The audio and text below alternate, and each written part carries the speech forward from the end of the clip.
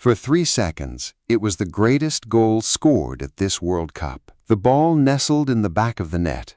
Mehdi Taremi was already spinning away in celebration. 35,000 Iranian voices inside SoFi Stadium erupted into the kind of noise that takes years to forget. Even a sports writer from the Los Angeles Times, sitting in the press box with no allegiance either way, reached for his keyboard and typed the words, "One of the best any team has scored in this World Cup." And then the referee touched his earpiece, and everything stopped.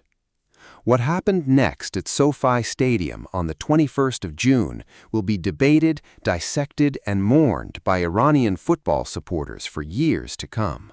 Because this was not simply a goal that was ruled out. This was a masterpiece that was taken away by a margin so thin, so brutally narrow, that even the technology designed to find it struggled to be certain. And for a team that has fought every single day of this World Cup just to be allowed to play, it was a cruelty the story did not need and that the watching world could barely believe. Stay with us, because the full story of what happened in Los Angeles is about much more than an offside line. It is about a team defying the impossible, and a moment of pure football genius that the sport may never forget, even though it will never officially count. To understand the weight of that moment, you need to understand where Iran were standing when it arrived. This is a team that spent the months before this tournament uncertain whether they would even be permitted to enter the country hosting it.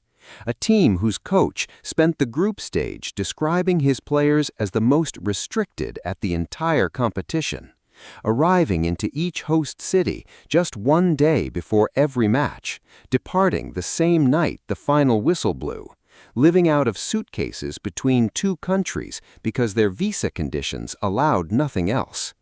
A team whose opening match against New Zealand, played in the shadow of protests both inside and outside the stadium, saw them come back from 2 goals down to draw, showing the kind of psychological resilience that most professional squads, even well-rested ones with full preparation, would struggle to produce. And yet here they were, 3 weeks into the tournament, still standing, still fighting, second in Group G with 2 points, 1 match remaining, and a genuine chance of advancing to the knockout rounds of a World Cup that by almost any measure was never supposed to welcome them at all. Belgium were the opponents at SoFi Stadium, and Belgium, for all the star power in their squad, had problems of their own. Kevin De Bruyne, Romelu Lukaku, Thibaut Courtois, Axel Witsel. For a decade, these names have represented one of the most talented golden generations European football has produced. A generation that somehow never quite won the thing it was built for. The 2018 World Cup semi-final loss to France, the 2020 European Championship quarter-final exit, the 2022 World Cup group stage elimination. A golden generation running out of time, running out of tournaments, still searching for the moment when it all finally came together. And in Los Angeles, after 45 minutes of football in which Belgium had controlled possession but created almost nothing against a ferociously well-organized Iranian defense, those familiar questions were gathering once again. Because going into the 25th minute, neither side had scored, and it was Iran, the team that everyone expected Belgium to brush aside, that looked the more dangerous on the break. Then came the moment. A free kick, 35 yards from goal, far enough out that the obvious option, an attempt at goal, would be ambitious at best. Belgium's defensive wall assembled. Thibaut Courtois positioned himself. The crowd held its breath. And then Iran's captain, Ehsan Haji Safi, did something nobody in that stadium anticipated. Instead of shooting, he threaded a pass. Not over the wall, not around it, through it. A precisely weighted ball played at exactly the right angle, slipping between the legs of Belgium's defensive line and finding Mehdi Taremi arriving at the edge of the penalty area with his back to goal, completely unmarked, completely undetected. What Taremi did next was pure instinct. He controlled the ball in a single touch, pivoted on his standing foot in one fluid motion, and drove a low shot with absolute precision past Thibaut Courtois, who had no time to move, no chance to adjust, no warning whatsoever that the shot was coming. The net moved, the stadium erupted.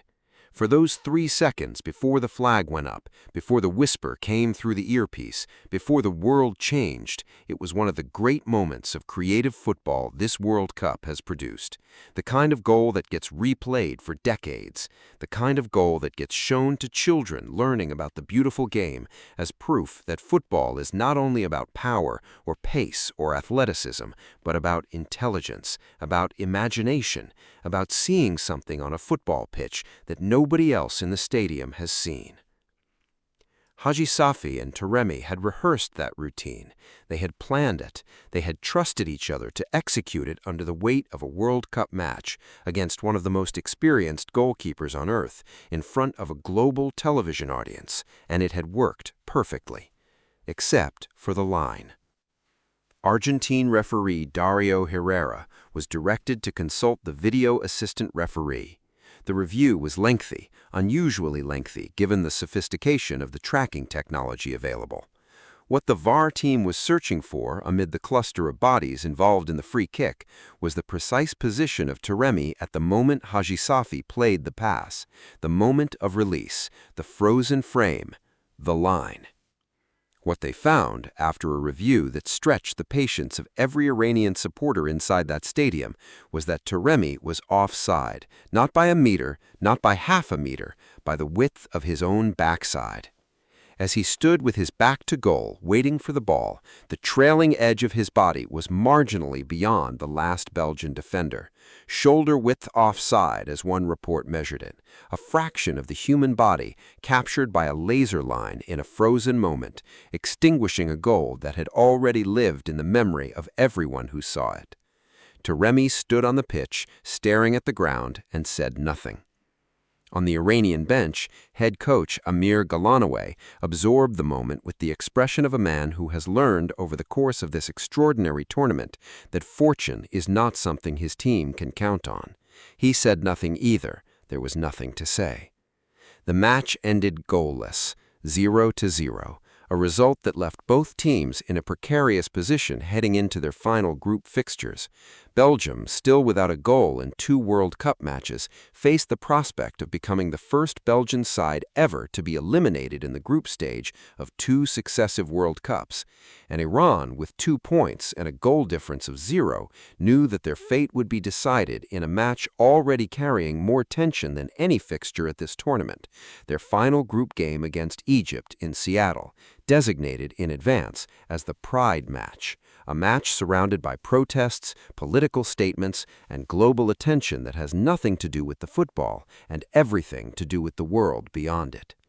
But in the hours after the Belgium match, the story of the disallowed goal reached a dimension that nobody had anticipated. A viral post began spreading across social media, claiming that the VAR team responsible for the decision had been composed entirely of Israeli officials, a claim made against the specific backdrop of the ongoing conflict between Israel and Iran that had overshadowed the entire lead-up to this World Cup. The image accompanying the claim showed officials in olive green uniforms that were alleged to belong to the VAR review team for the Iran match. The image was false. It had been digitally manipulated. The original photograph was from a different match entirely, Germany against Curaçao. And FIFA's official list of video assistant referees for this World Cup includes no Israeli nationals. Every credible fact-checking organization that examined the claim reached the same conclusion. The viral post was misinformation, designed to inflame an already emotionally raw situation. But the speed with which the claim spread, the hunger with which millions of people around the world reached for it, shared it, believed it, tells its own story. Not about the VAR decision itself, which the evidence suggests was technically correct, however agonizing, but about the temperature surrounding this Iranian team, about how much pressure, how much perceived injustice, how much accumulated frustration has built around the Black Stars of Asia over the course of this extraordinary campaign. Because that frustration is not invented, it is earned. Through visa restrictions and overnight travel schedules and protests and flags and political storms and a tournament that seems to have placed obstacles in this team's path at every single turn. And yet they are still here, still competing, still creating moments of football that stop the world, still walking onto the pitch for a World Cup match against one of the great goalkeepers of a generation, and executing a free kick routine so creative, so precisely planned, so perfectly executed, that even in its disallowance, it has become one of the defining images of this tournament. Gallinoi, speaking to reporters after the match, reached past the frustration and found something else, something that no VAR line and no offside ruling can take away from the group of players he has guided through the most extraordinary and punishing World Cup campaign any coach can remember. "I don't think any team in the world," he said, "could have sustained such conditions and played like this." He is right, and somewhere in the memory of football, that goal, the one that was brilliant and almost and never, will live on anyway.